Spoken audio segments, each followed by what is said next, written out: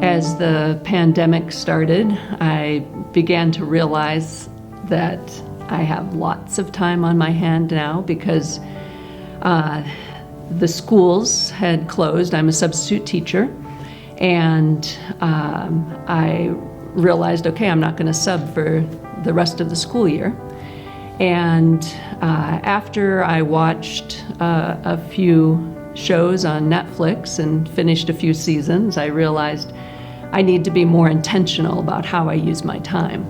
One of the ways is I volunteer at the San Bernardino Pregnancy and Family Resource Center, and we give out diapers and wipes, formula, do pregnancy tests, and especially the diapers and wipes and formula, and I mean, you couldn't find them.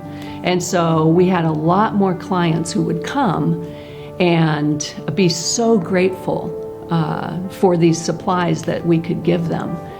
For ones that were coming just for resources, we would usually find out what they needed, and we would gather those things and then kind of hand it off to them. But the girls that came in for the pregnancy tests, we would sit down and, 6 feet apart with our masks on, and we'd go through our whole intake form. And during that intake form, one of the things that we asked them about is their spiritual beliefs.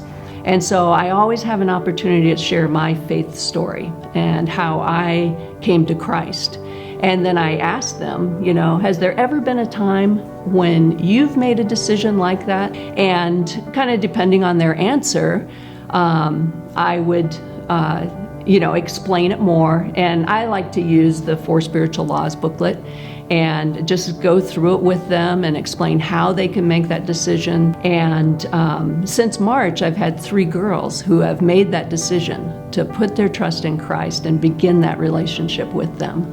Seeing God continue to work, and maybe even work more since the pandemic started, because people realize their needs. So I feel like, in some ways it's opened up more opportunities to be able to share my faith.